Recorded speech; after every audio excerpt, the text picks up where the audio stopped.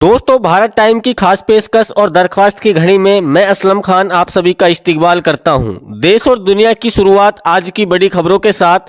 दोस्तों, तारीख आज 13 जनवरी 2026, दिन मंगलवार और हिंदी तिथि 10वीं। आइए जानते हैं आज के देश और दुनिया के चुनिंदा समाचार और महत्वपूर्ण बड़ी खबरें।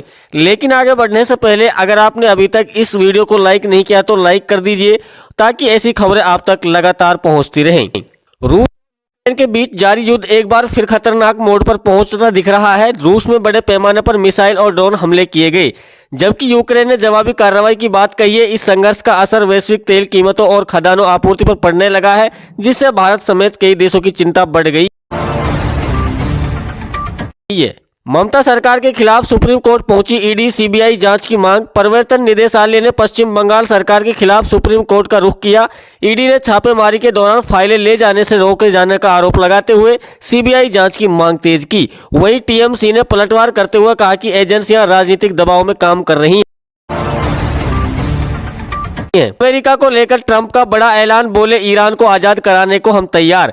अमेरिका के पूर्व राष्ट्रपति डोनाल्ड ट्रंप ने तेहरान में हुए बड़े खून खराबे के बाद सख्त बयान दिया। ट्रंप ने कहा कि अमेरिका ईरान को मौजूदा शासन ने आजाद कराने के लिए पूरी तरह तैयार है। इस बयान के बाद पश्चिम एशिया में तनाव और गहराने की आशंका जताई जा रही है। डाक सेवा में बड़ा बदलाव, अब देश भर में 24 से 48 घंटे में पहुंचेगा पार्सल। केंद्रीय मंत्री ज्योतिरादित्य सिंधिया ने मध्य प्रदेश के पिछोर में ऐलान किया कि डाक सेवा में क्रांतिकारी बदलाव किया जा रहा है।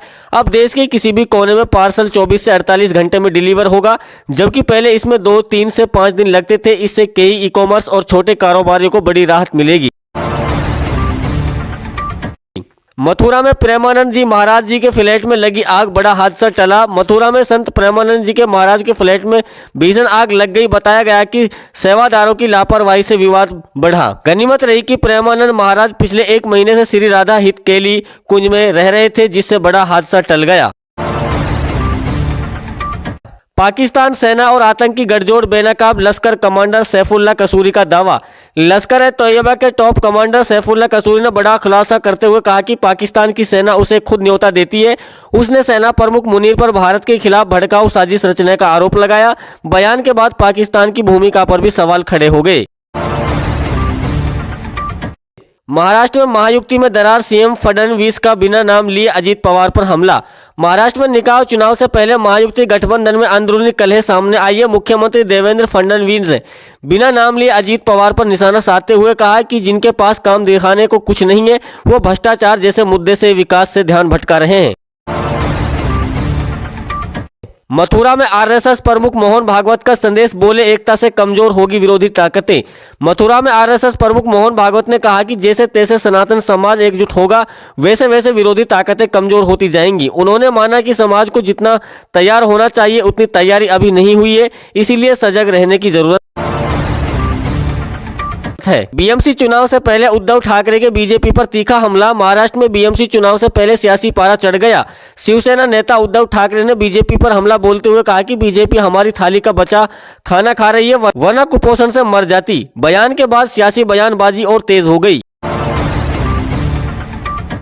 अमेरिका में राष्ट्रपति चुनाव को लेकर माहौल और तीखा होता जा रहा है। डोनाल्ड ट्रंप ने एक बार फिर दुनिया भर में अमेरिकी दखल को सही ठहराते हुए कहा कि अमेरिका कमजोर नहीं बल्कि निर्णायक नेतृत्व चाहता। ट्रंप के इस बयान के बाद कई देशों में चिंता जताई जा रही है कि अमेरिका दोबारा आक्रमण विदेश नीति अपना सकता है। लालू यादव पर बीजेपी का वार, बोले जेल जाने वाले भारत रत्न के हकदार नहीं। आरजेडी प्रमुख लालू प्रसाद यादव को लेकर बीजेपी नेता जनार्दन सिंह सिग्रीवाल ने कहा कि जो लोग घोटाले में जेल गए हैं वे भारत रत्न के हकदार नहीं हो सकते। उन्होंने तंज कसते हुए कहा कि अगर ऐसा होने लगा तो जेल जाना भी उपलब्धि माना जाने लगेगा। हिमाचल में जी राम जी योजना के विरोध में कांग्रेस का मनरेगा बचाओ आंदोलन। हिमाचल प्रदेश में कांग्रेस ने जी राम जी योजना के विरोध में मनरेगा बचाओ संग्राम शुरू किया। राज्य के राजस्व मंत्री जगत नेगी ने केंद्र सरकार पर हमला बोलते हुए कहा कि पहले वोट चोरी हुई, अब रोजगार चोरी हुआ, फिर रोजगार चोरी करने की कोशिश हुई। असम सीएम पर ओवैसी का हमला, बोले संविधान की समझ नहीं, ट्यूबलाइट की तरह सोच है। असदुद्दीन ओवैसी ने असम के मुख्यमंत्री पर तीखा हमला बोला। ओवैसी ने कहा कि असम सीएम के दिमाग में ट्यूबलाइट जलती है और उन्हें संविधान की समझ नहीं है। यह बयान उस टिप्पणी के बाद आया जिसमें कहा गया था कि हिंदू राष्ट्र होगा तो प्रधानमंत्री भी हिंदू ही होगा। होगा। राजस्थान में पंचायत चुनाव की तैयारी तेज, 12 जिलों के पंचायत समिति और जिला परिषद बोर्ड भंग करने के संकेत। राजस्थान में एक साथ पंचायत चुनाव कराने की तैयारी शुरू हो गई। राज्य सरकार 12 जिलों में जिला परिषद और महापंचायत समिति के बोर्ड भंग करने पर विचार कर रही है। राज्य चुनाव आयोग ने सरकार में स्थिति स्पष्ट करने को कहा है, जिससे सियासी हलचल तेज हो गई। दिल्ली पुलिस की बड़ी कार्रवाई, एक साल में 100 से ज्यादा अपराधी गिरफ्तार। राजस्थान दिल्ली में अपराध पर लगाम कसते हुए पुलिस ने पिछले एक साल में 100 से ज्यादा कुख्यात अपराधियों को गिरफ्तार किया। पुलिस के मुताबिक हथियारों की बड़ी खेप में बरामद की गई, जिसमें कई वारदातें टल गई। केंद्र सरकार और राज्य सरकार के बीच अधिकारों को लेकर के एक बार फिर नोकझोंक स्थिति बनती दिख रही है। कई गैर बीजेपी शासित राज्यों ने आरोप लगाया कि केंद्र सरकार योजनाओं और फंडिंग के जरिए राज्यों के अधिकार सीमित कर रही है। इस मुद्दे पर आने वाले दिनों में संयुक्त मोर्चा बनाने की भी तैयारी की जा रही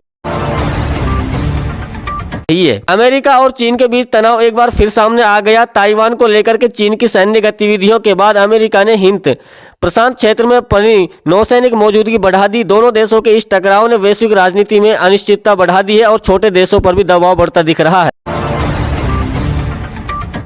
पश्चिम एशिया में हालात दिन पे दिन ज्यादा विस्फोटक होते जा रहे हैं। ईरान में जारी विरोध प्रदर्शन पर सरकार की सख्ती बढ़ गई।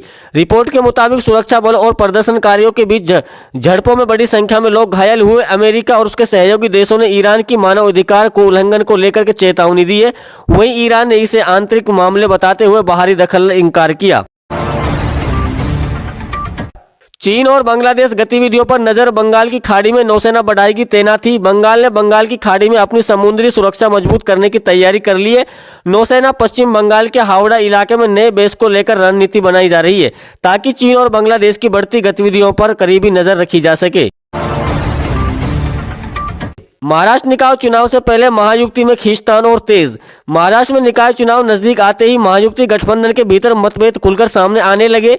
नेताओं के बीच आरोप प्रत्यारोप का दौर तेज हो गया, जिससे चुनावी राजनीति पर असर पड़ दिख रहा है और गठबंधन की एकजुटता पर सवाल खड़े हो रहे हैं। देवरिया में 50 साल पुरानी मजार हटाने की कार्रवाई, 3 बुलडोजर और भारी पुलिस बल तैनात। उत्तर प्रदेश के देवरिया में प्रशासन ने करीब 50 साल पुरानी मजार हटाने की शुरुआत की है। मौके पर 3 बुलडोजर लगाए गए और करीब 300 पुलिसकर्मी तैनात रहे। सुरक्षा के कड़े इंतजामों के बीच कार्रवाई पूरी की गई। इलाके में शांति बनाए रखने के निर्देश दिए गए। बिहार को 6 नई ट्रेनों की सौगात, दक्षिण भारत तक मिलेगा सीधा कनेक्शन। बिहार को रेलवे की बड़ी सौगात मिली है। राज्य को 6 नई ट्रेनें मिलेंगी, जिनका कनेक्शन बेंगलुरु, कन्याकुमारी और मुंबई तक होगा। इन ट्रेनों का ठहराव बरसोई जंक्शन पर रहेगा, जिससे लंबी दूरी की यात्रा के लिए बड़ी सुविधा मिलने वाली है।